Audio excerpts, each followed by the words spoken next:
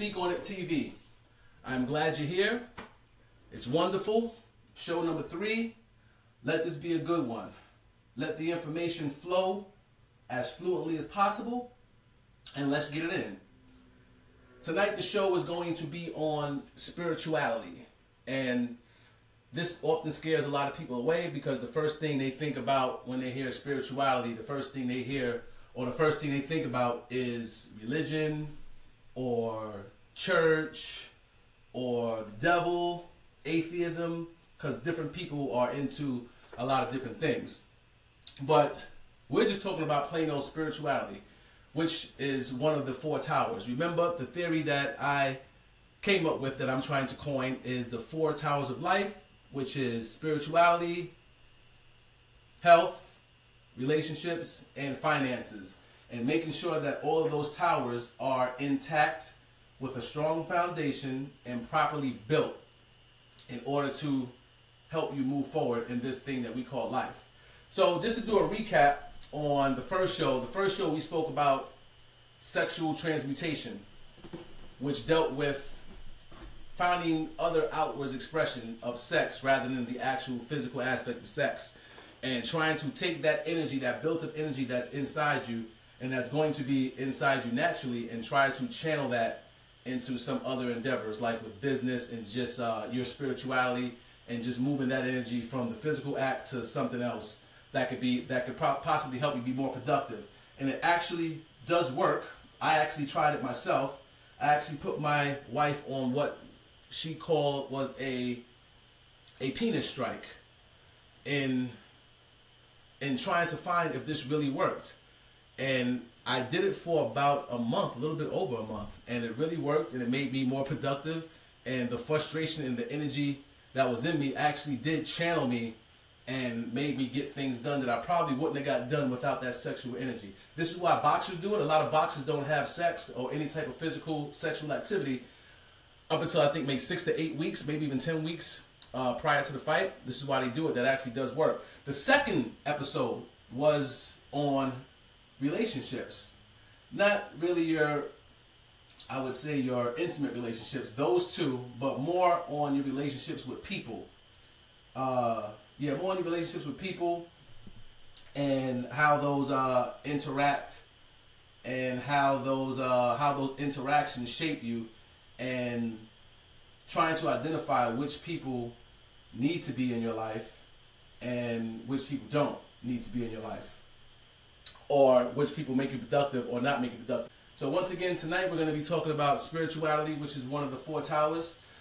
It might be one of the most important towers because, as I said, it deals with mastering thyself, which is a very, very, very difficult thing to do in this world that we live in, with constant distractions upon us, family, and just life in general, man. Life gets in the way. I know for me it does, and we let life get in the way, and life just takes a loop for us. And then before we know it, we go to work, or if you're on your business, you know, you're running your business, you get home. If you're married, you have your spouse. If you're not married, you have your family, you have kids, you play with your kids, and then by the time you know it, it's time to lay it down and start it all over again. So when do we really get that time to just be still and listen and have that time with ourselves and really get an opportunity to master self? We don't get that opportunity a lot of times. So I think this tower is very important, because I think a strong foundation in this tower is going to be a catalyst to build the other 3 towers, relationships, health, and financial tower, to build those up and have a strong foundation. You have to learn how to master self first before you can even get involved into a relationship with anybody else. And that's kind of what we spoke about last week also with the relationships. You have to kind of find out what vibration you're on and where you're moving and how you're moving in order for you to even deal with people that have external emotions, external feelings, external point of views, because all that energy is going to be put on you. And if you're not in alignment with where you're going, and you're not 100% sure on where you're going, it is going to be difficult to foster productive relationships. So that's where we're at with it. We're going to get started in about 38 seconds. And let's go. It's going to be a good one. I got my notes prepared. I got lotion on my hands. I'm looking good. I'm smelling good. I'm feeling good. It's time to get started. I'm not sure how many people are watching, but that doesn't matter. What matters is that I'm putting out value. And remember, this is not for everybody. What I do, I figured out, is not for everybody. It's not. I said it on a video the other day. What I do is going to be for about 2 to 7% of whoever I reach. So let's say if I reach 100 people, 10% is 10, 2% is 2. We're going to be 2 to 7 people. All right, so let's go. Here we go. Spirituality check. Once again, it is your boy Proper T, and I am glad that you are here with me this evening. Speak On It TV, show number 3.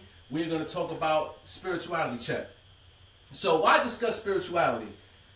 Well, to be clear, it's one of the 4 towers. If you haven't heard of the theory of the 4 towers, we have the 4 towers of life that I deem and I feel that are very important in order for you to live a productive lifestyle.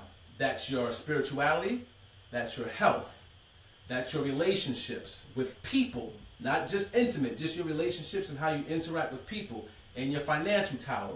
Those are the 4 towers that should be in order. Spirituality that we're going to talk about tonight. This might be the most important one because it deals with, how can we say, mastering thyself. If you can't master self, it's going to be hard to develop the other 4 towers. If you're having difficulties mastering yourself, it's going to be hard to foster productive relationship with other people who have their own stuff going on. Because like I said in the intro, all that energy is going to be put on you, and all their emotions and their attitudes and their ideologies are going to be put on you. Not to sway you, but just put upon you. And if you're not sure, if you're not rock solid in who you are, it's going to be very hard to develop productive relationships. If you haven't mastered yourself, or if you have difficulty mastering yourself, it's going to be very hard to keep up with your health because you're not going to have a lot of discipline. You're not going to have those certain health goals that you need, those goals that you need to move forward and live a healthy lifestyle. And let's not talk about the finances. We all know that if you're not disciplined and if you haven't mastered yourself, you could be very, very, very, very irresponsible with your finances. So if this spirituality tower is not built up, the other 3 are going to crumble. If they are built up right now, they're going to crumble if your spirituality is not on point. Now, the problem is that it's very difficult to define spirituality. If you get 50 people in the room and you ask them what their meaning of spirituality is, you're probably going to get 35 to 40 different answers, if not more. And I think that I think it's kind of hard to define spirituality because I think it's more of a personal pathway per individual. I also kind of look at spirituality as a measure of how much you're willing to let a greater power inside your life and guide you. I'm going to tell you a story. It's 2013, and my wife and I are pregnant. It's funny when you say that. My wife and I are pregnant with our daughter, Layla. And we're in the house one day. She's 5.5 months pregnant. We're in the house one day, and she goes to the bathroom. She's in there for a long time, but she's pregnant, so I know she waddles, and then she gets and sits down and gets her bearings right and holds on. And she called me. She says, "Poopy, Poopy, come here." And I go in. I said, "What's going on? You know, what's going on? Everything all right?" She says, "I'm bleeding." I said, "Oh man, you're bleeding." And it's like, "I'm bleeding a lot." So you already know what I'm thinking. So we jump in the car, rush to the hospital. They get us right in, St. Vincent's Hospital. Love everybody at St. Vincent's Hospital in Bridgeport, Connecticut. So they bring us right in, and you know, they put her in a room, take her clothes off, put her legs up. And the nurse looks, she puts her hands down there, and I'm looking at her face, and she shakes her head. So I already know what she's going to say, but I'm hoping she says something different. I say, "What's going on?" She says, I'm sorry to tell you, your cervix is open, and it's really, really, really open. I forgot how many centimeters or whatever, but it's open. And she says, you're gonna miscarry. And we just looked at each other like, whoa, that was tough.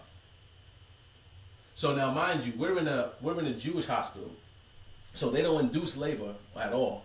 They just wait until the baby's heartbeat stop, or the mother catches an infection, and then they'll induce the labor. But other than that, you have to wait until the baby's heart stops beating, and then actually give birth to the child. So we're in there. So now I'm looking online. I'm saying, nah, this can't be. This can't be. We done everything right. We ate right. She ate right. She took it easy. Like, this can't be right. I'm looking online on how to strengthen the cervix. I said, okay, these foods strengthen the cervix. I actually run back home, get my juicer, go to Whole Foods, get some organic fruits with some recipes I found to strengthen the cervix.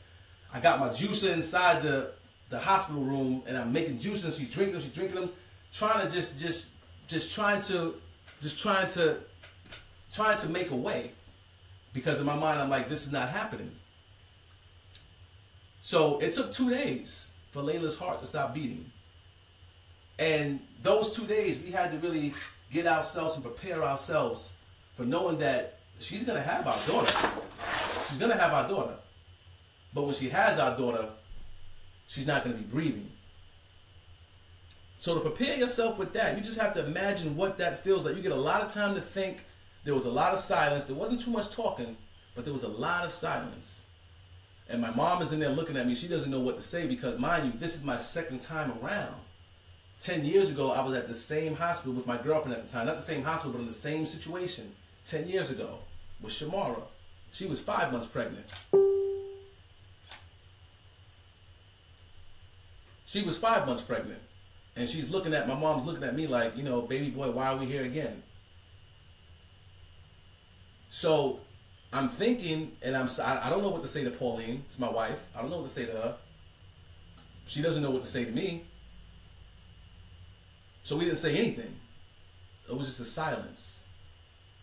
So she had the baby, and the reason why Layla didn't make it, her lungs weren't fully developed. She had the baby. They prepared us. They said, do you want to see the baby? It may not be, the skin may not be fully developed. The features may not be all the way there. We said, yeah, we want an opportunity to see her. She was the beautifulest thing, full head of hair, skin, nails, everything. And her hand was over her heart. And at the same time, we looked at each other and we said, we're okay. It was just a feeling that came over myself and her at the same time, without us even talking, that we knew that we were going to be okay. We started going to groups, support groups for people who had miscarriages. The people in the support group thought that we were crazy because we were so fine. We were so fine with what happened because we knew it happened for a reason. It got to the point where the organizer of the support group would ask us to come back and send letters and write letters to other people that had went through the same experience but would just find it a hard time to cope. So long story short, that experience exposed me to the source of the divine power, of that power that's higher than me, that guidance, that voice, that inner voice that everyone talks about. And it's funny because it wasn't anybody telling me, oh, you need to get back in church. Oh, God is a jealous God. Oh, well, you need to do this. You need to live right. You want to go to heaven, you better do this, you better do that. No, it was that personal, spiritual experience that opened my eyes. So the first thing we did, we said, we got to get back into the church because that's the only thing we knew. So we were new in the area and we visited quite a few churches before we found a church home, and we seen some crazy stuff. We saw people dancing in the church. We saw people running around the church for money. We saw pastors saying, hey, now listen, God just gave me a revelation. God just told me, if you run around this church 3 times and throw $20 in the basket, that that revelation that you want, or that's something you want, or that bill you want to be paid, or that house you want is going to come your way. And people were running and doing laps around the church, throwing $20 in the basket. Got a 20, got a 20, got a 20, got a 20, got 100, got 100, got 100, got a 50, got a 50 in the church, the pastor. I lied to you not. My wife and I saw some crazy things. Now, if I was where I was now, the last place I probably would have went was to the church. And these are not all churches. I'm not saying church is bad. Church is a good thing to go to worship in unison with people of great like-minded people. Yes, I get it. But we see some crazy stuff. Then we found Messiah Baptist Church. Pastor Logan. It's the first church I went to where I actually saw a PowerPoint and he encouraged the congregation to take notes. Very knowledgeable man. Very, very, very knowledgeable man, and I learned a lot. He brought me to a point in my understanding that I had never reached. I had a good understanding of the word, what was it about, how it needed to be delivered, and how I should receive it. But eventually I felt that he got me to a point, he got me as far as he could. Eventually I felt that. And I began to have questions that no one had the answer to. It turns out that only I had the answers. One of the most important things I found out is that there's a value in all religion, because now I read everything. My friend Basil, speaking of Basil, rest in peace to his mom who just passed away a few days ago. But I remember he sent me a Quran, a few Qurans, explanation Quran, a Quran in English. I read the Bible, Torah. I read pretty much everything. And the interesting thing that I find is that there's value in every religion. And it's interesting how they all have their holy text. And then I start thinking like how? How? They're all different, but every religion, they have their holy text. And I say how? Like how did this holy text come into existence?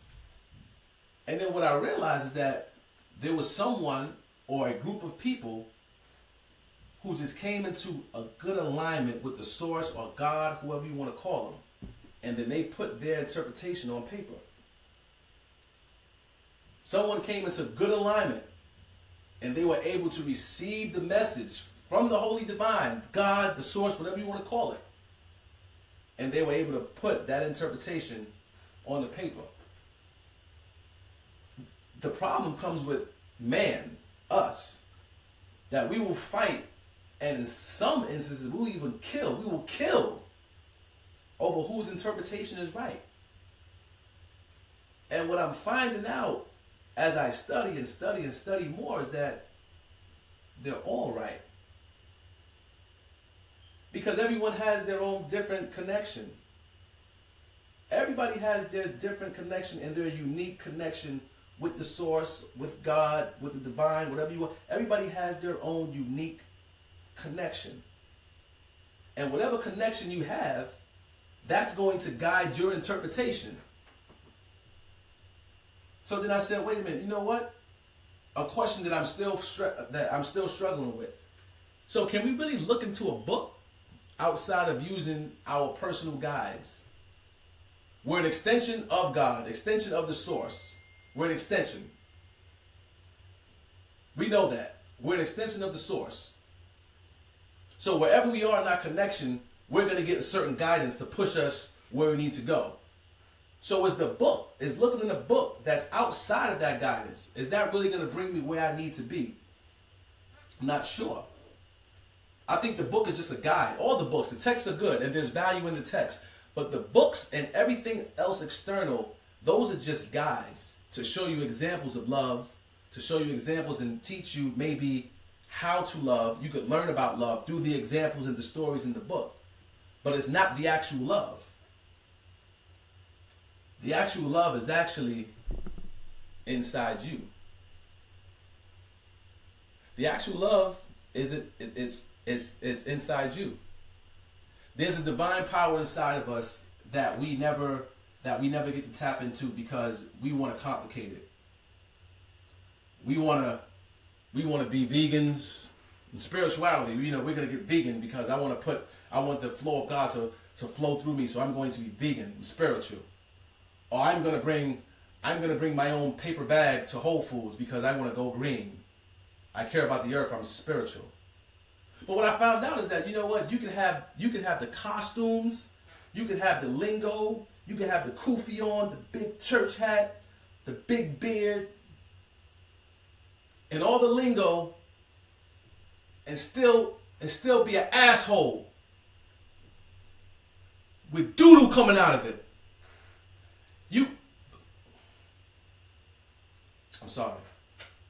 I'm sorry. Listen, I apologize.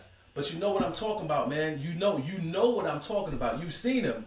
You've seen the lady. I've seen the lady in the church with the big hat, the big church hat, chewing the gum, and the veil over the face.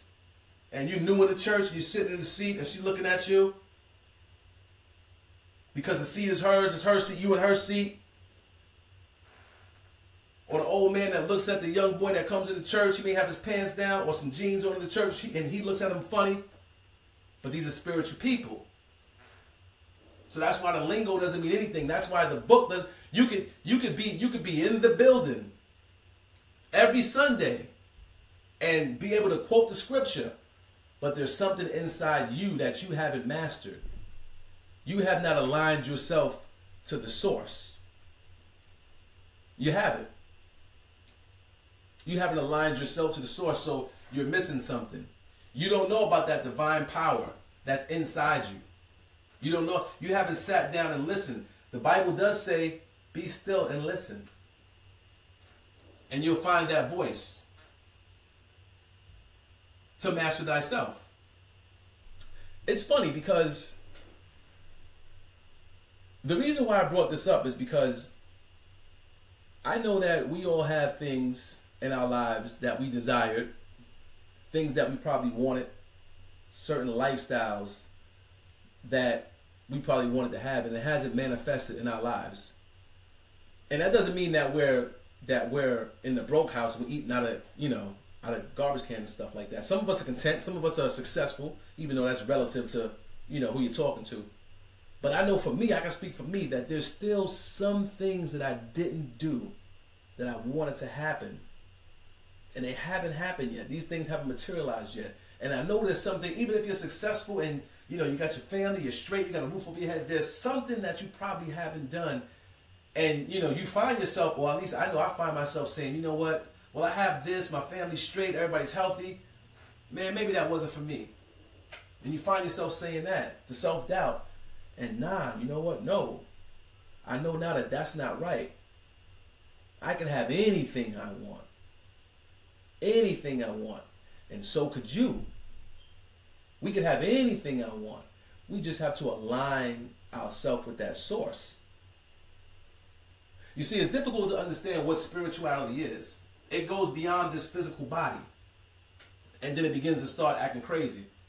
Now, I'm not saying for you to put your fingers like this and crisscross applesauce and cross your legs and start humming, I'm not telling you to do that. And then you get there. But it's not that either. Like I said, we overcomplicate stuff. Sometimes it's just thinking about what it is you want, taking dates with yourself, giving gratitude to what you have already, and seeing the divine power, God, the source, the battery, whatever you call him or her, seeing that in your everyday life.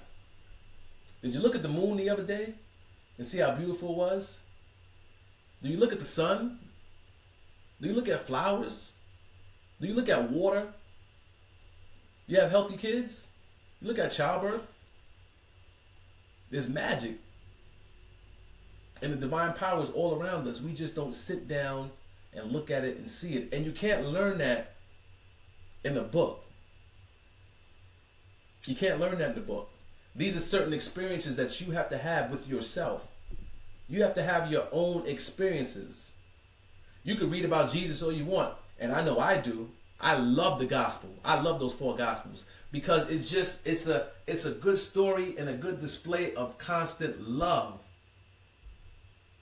But it's not the love itself. He's showing you how to channel what's already in you.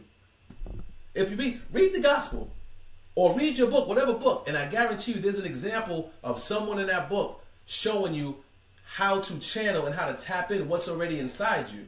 You can't live that experience with old translations of what's happening at that time. You have to have your own experiences. That's the only way that you are going to get that spiritual knowledge. And with spiritual knowledge, that's where the gift is. With the spiritual knowledge. With the spiritual knowledge, you'll be able to tap into that divine power that's in you, and you got power in you that you never even knew you had. There's a light inside of you that makes you more powerful than anything that's out there. We are all energy bodies with electric and magnetic fields, electric fields. But that's a little deeper. We'll talk about how to tap into it in later episodes. But just know that there's something inside of you that's powerful, that's more powerful than you can ever think. And like I said, this is not for everyone. I know I'm talking about that it extends the physical body and we're spiritual beings. This is not for everybody. If there's 10 people watching, 2 of you will get it maybe. And I get that. It's not for everybody. But then again, that's why there's probably only 2% of people being that are actually happy. And it doesn't mean money. What do you want? Is it advancing your career? Success? Money? Believe it or not, some people don't want any of that. Some people just want a peace of mind. And tapping into that spiritual being inside of you, that power, can give you that peace of mind. So why am I talking about this? To reiterate, because it's one of the 4 towers. Probably the most important one. You got to get realigned with the source. You have to realign yourself. Because the hardest part is done. The hardest part was getting here. That was the hardest part. The hardest part was making it here. Whoever ejaculated you out, excuse my French, whoever ejaculated you out and spit you out, and you swam through the canal, swam through, got through, dug in that damn egg, you made it out of millions. So you're a lottery ticket. You already hit the lottery. The tough part is getting here. But once you're here, everything is here for you. The source put everything here that we need. Everything that's here, we need. I mean, everything that we need is here. The hard part is getting here. And then getting here, being in your right mind. That's the hardest part. Now all we have to do is realign ourselves with the source, because the source wants us to be abundant. Your book probably tells you that too. Be abundant, be fruitful. It wants us to have everything. But we have to do right, and we have to align ourselves with the source. And call all those things into our life by being on the right vibration and the correct frequency. And that's all it is. You've done the hard part already. You got here.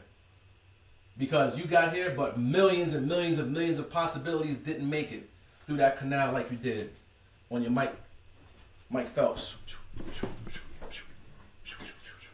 You made it. So that's the lottery. You hit it already. So in closing, I just want to ask you, and I got this from, I read this somewhere. I can't remember where. But you ever wonder why some prayers are answered and some aren't? The fact is that everyone has the ability to ask and has the opportunity to ask. But only few receive. But all prayers are answered. I'll repeat that. Everyone has the ability to ask. Only a few receive, but everybody's answered. But are you in the right vibrational alignment to receive? Are you ready to receive? Are you in line with the source and ready to receive? That's the question. Are you sitting with yourself? Are you listening to that voice, that nudge? You know the nudge you get when you hear something and you say, man, I should take my charger out the wall. And you don't take it out the wall when the nudge told you to, and then you leave the house and get to where you're going and you realize that you left the charger in the wall because you didn't take it. You ever leave the house and you forgot something and you say, nah, you know what, I don't need it. And say, man, you know what, I'm going to go back and get it. You go back and get it, and you get back on the highway and you saw it was an accident that you could have been in. It's little things like that, the impulses. That's the source. But we just think all this stuff happens, you know, coincidentally. You ever been thinking about somebody and they called you? Happens all the time. That's the source. That's the energy. And there's ways to tap in it. So, but I don't want to get too crazy. It may scare you off. But that's about it. I'm pretty much done. Spirituality. Spirituality check. Have you mastered thyself? Or are you looking for external things to give you directions on how to guide yourself? Like I said, this is not a put down on religion, because I said there's value in every religion, and some people need that because they don't even have a starting point. But eventually, once you learn what's in those books, you have to apply it. And a lot of people they're in that book, but they're not really in the text. You're reading it on the surface level, and you're not really getting into the text and doing the work. You're not applying it. You want it to do something for you, but you're not applying it, and you're not doing what the text serves you to do. It gives you examples, and it gives you a framework on how to tap in what's already inside of you. Everyone in all those books was taking action. They would pray, and they would take action. What action are you taking to align yourself with the source? That's the question you need to answer. So I'm going to go to some comments, and I'm going to see if I have any comments. I'm going to answer some questions. If you have any questions, please feel free to type them.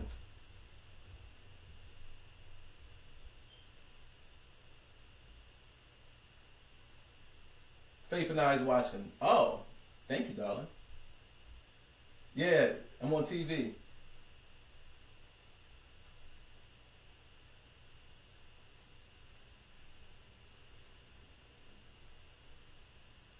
Yes, Jamal. I think I had to share that story because everyone has their different. Everyone's gonna have their testimony or their experience that brings them to that source. You can I have a cousin, Gene. Yo, Gene, I hope you're watching. But if you're not, I'm gonna share your story. I hope you don't get upset, but I'm gonna share it anyway. Now, my cousin Gene is one of the most stand-up brothers that you would meet. Hardcore brother, hard to the core, will give you your last, will go out for you. He was a dude that you would call if you had a problem. You would call him. Any problem you had, you call him and it's solved. Now, my Uncle Alton and a few other family members were trying to get him in the church. They were trying to get him to God and bring him to God. And he would listen. He knew God existed. He accepted God, but he never surrendered. Years. Something happened to him not too long ago. And about a day or two ago, he put a video on Facebook Live. And this brother was crying. I've never seen him shed a tear, or he was crying like a baby because something came over him. He had an experience that came over him that just said, and like he got into full alignment with the source, full alignment, and he just surrendered, and he finally and he got it, and he felt it, and he said, "Yo, you know what? I surrendered. I surrendered." And it took that personal experience that he had. Not someone telling him, yo, you know what, you need to do right. You know what, you're not going to have a place in God's kingdom. You know what, you need to do this. You know what, you need to read that. You know what, he's a jealous God. You know what, he's an evil God, but he's a nice God. But no, all that didn't do nothing. It was his personal interpretation. It was his alignment. His alignment with the source was able to allow him to receive something, and he gave his interpretation on film. And that's what it's about. It's about all of our individual interpretations. But in order to have those interpretations, we have to go through some things, and we have to just sit and we have to listen. And I can guarantee you, once you get your spirituality tower in order, everything else is going to begin to fall in line. I could probably guarantee you that.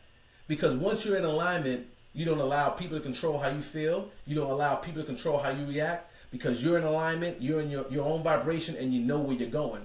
A lot of us don't know where we're going, so we're drifting. So people can say something, and then we get upset because we don't understand that pullback and that contrast. We need that. We need that. We need the opposition to know what we want and to know what we don't want. So we actually need that. So like I say, we can observe, but we don't let it, we don't let it affect us. But all this learns, it's practice, and it comes with time. Yeah, it comes with time.